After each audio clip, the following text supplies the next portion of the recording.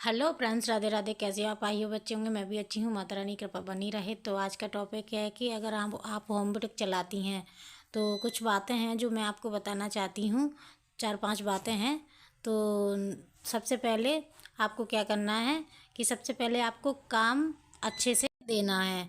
काम मतलब सफाई से करना है। अगर आपके पास पहला कस्टमर आया है तो उसको जाने नहीं देना है। उसका काम इतने अच्छे से करना है कि वो मतलब कहीं जाने की सोचे ही नहीं। अपना पूरा बेस्ट देने की कोशिश करो उसमें, मतलब उसको खुश करो कि उसने जो बताया है, उसकी जो डिमांड है, उसको कैसा सिलवाना है, क्या करना है, क्या गला करना है। तो आप उस पर ध्यान दो। उस पर ध्यान मत दो कि पैसे कितने देगा। पैसे वो खुद अपने आप देगा। अगर पहले कम देगा तो फिर आगे से आगे जो जितने पैसे लगते होंगे उतने देगा। क्योंकि कस्टमर को क्या है, पसंद आना चाहिए। अगर पसंद नहीं आएगा तो वो फिर दोबारा से आपके पास नहीं आएगा। पैसे आपके बाद में फिर से दूसरे ब्लाउज में अगर आएगा कस्टमर तो पूरे पैसे दे के जाएगा। तो सबसे पहले इतना ध्यान रखना कि आपको पहले उसका काम अच्छे से करके देना है। ठीक है। और दूसरी बात, आपको उधार नहीं देना है।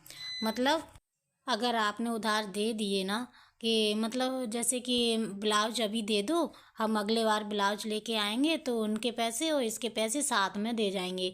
तो आप ऐसा बिल्कुल भी मत करना, क्योंकि जब वो ब्लाउज लेने जाएगी ना तो उसके बाद वो फिर दोबारा से नहीं आएगी, और आएगी भी तो घुमा घुमा के बहुत मतलब चक्कर कटवाएगी।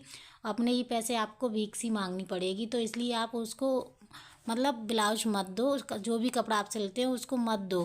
क्योंकि जब अगर उसको देने ही होते तो फिर वो उसी के पैसे दे जाती। क्योंकि दूसरे के लिए, जब पहले के लिए पैसे नहीं है तो दूसरे के पैसे कहाँ से देगी। तो इसलिए उसको मतलब जैसे उसको बोलो कि जैसे आप इसको उठा लो, उसके पैसे दे दो, फिर आप दूसरा डाल जाना। आपके पास वो भी डला रहेगा और उसके भी पैसे नहीं आएंगे, मतलब दोनों के पैसे फंस जाएंगे। इसलिए आप उस मतलब उधार मत दो। और तीसरा पॉइंट ये है कि आप फ्री में काम मत करो। जैसे कि मतलब जैसे कोई पुराने कपड़े लाता है या नए कपड़े लाता है, जैसे इसमें फिटिंग लगानी है, 10-20 का काम है, तो आप मतलब उसको काम को मत करो। अगर आपको करना है काम तो उसके पैसे लो। क्योंकि 10-20 रुपए मतलब हाथों हाथ लो। जैसे काम किया है उनको भी उधार मत करो। अगर उनके पैसे नहीं लोगे, फ्री में काम करते रहोगे, तो आपके पास मतलब आप ये सोचोगे ना कि जैसे मतलब इसका काम कर दूँ, 10 रुपए का छोटा सा काम है तो आगे से मतलब ये कस्टमर बन जाएगा। नहीं, वो काम ऐसे ही लाएगा हमेशा, जैसे मतलब छोटे मोटे काम ही लेके आएगा, बड़े काम आपके पास नहीं लाएगा। तो इसलिए आप उनसे पैसे ले लो। अगर जो भी बुरा लगेगा वो एक बार में लगेगा, फिर नहीं लगेगा। कि उसको पता हो जाएगा, पता चल जाएगा कि ये इनको पैसे देने हैं तो ही हम इसके पास काम ले जाएं, नहीं तो फ्री में नहीं ले जाएं। फ्री वालों से कुछ कह भी नहीं सकते। जैसे मोहल्ले के आस पड़ोस के हैं तो वो बोल देते अरे दे देंगे, कुछ नहीं है। तो करना पड़ता है। तो उनको क्या है ना कि मतलब पैसे दे दो। ये बोल दो कि मुझे भी ज़रूरत है, तो मुझे पैसे की ज़रूरत है। अगर पैसे की ज़रूरत नहीं होती तो हम क्यों अपने काम को छोड़ के ये सब करते। जैसे कि लेडीज़ काम करके आराम से सोती हैं, टीवी देखती हैं, इंस्टाग्राम चलाती हैं।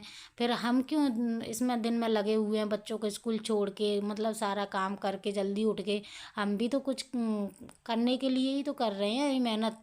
तो हमें हमें भी पैसों की ज़रूरत है। तो जिस तरीके से मतलब उनको बोलोगे तो उनको एक बार बुरा लगेगा, फिर अगर बुरा लगेगा तो नहीं आएंगी। लेकिन उनको अगर समझदार होंगी तो वो समझ जाएंगी। तो उनसे पैसे मतलब 10 की जगह 5 लो और 20 की जगह 15 लो, मगर पैसे लो। पॉइंट नंबर 4, कभी मतलब घर पे देने मत जाओ। जैसे कि किसी के ब्लाउज है या किसी का मतलब काम है जो आपने करके दिया है, सूट वगैरह सिले हैं, तो उनको आप घर पे देने मत जाओ। क्योंकि अगर आप घर पे देने जाओगे तो बेवकूफ़ कहलाओगे। जैसे कि इनको कुछ आता नहीं है, घर घर मांगती हुए फिर रही हैं, घर घर सिलती हुई फिर रही हैं।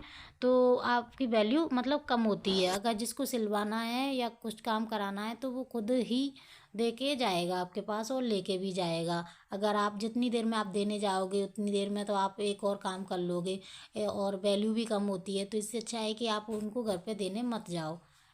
ठीक है। उसके बाद आप कम पैसे मत लो।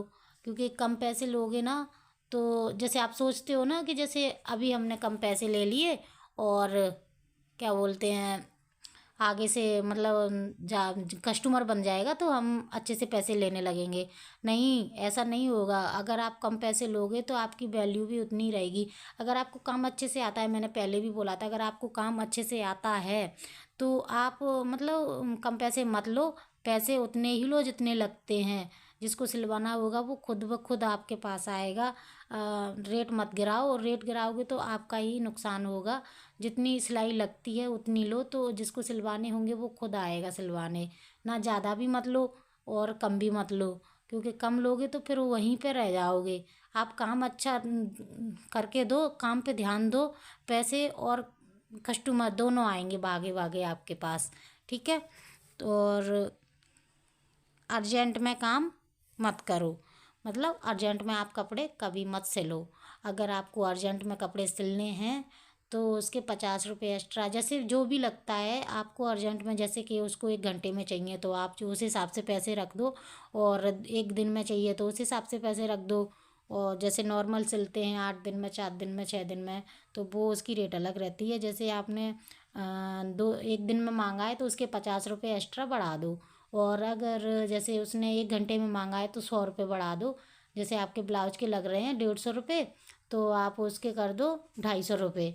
ठीक है। अगर उसको सिलवाना होगा तो सिलवाएगी, क्योंकि अर्जेंट में सिल रहे हैं ना सारे काम छोड़ के।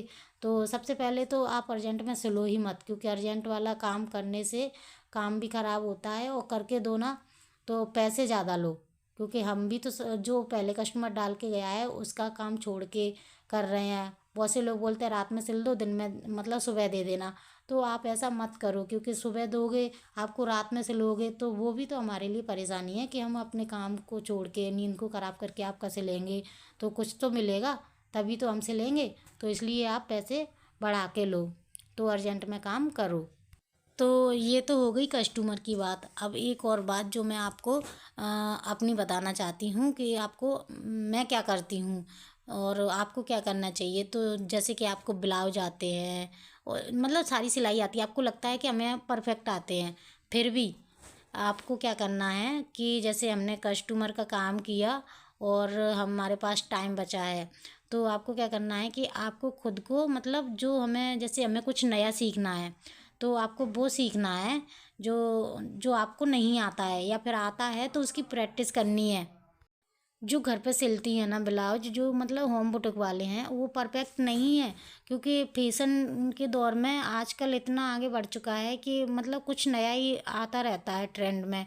तो आप उनको सीखने की कोशिश करो। जैसे कि राजस्थानी पोशाक अभी बहुत चल रही है तो उसको सीखो। और ट्राउज़र वगैरह, गाउन वगैरह, मतलब नई नई ड्रेसें हैं जो कि मतलब अभी ट्रेंड में आने लगी हैं। तो आप उन पर ट्राई करो। जैसे कि कोई साड़ी डली है अपनी पुरानी, आप उनको फ्री टाइम मिला या ना मिला, लेकिन खुद को सीखने के लिए एक मौका दो, वहीं वहीं मत रुको।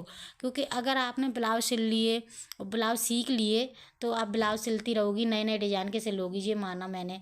ठीक है, आप डिजाइन देख के डाल लोगी, लेकिन ब्लाउज के अलावा भी आपको कुछ आना चाहिए।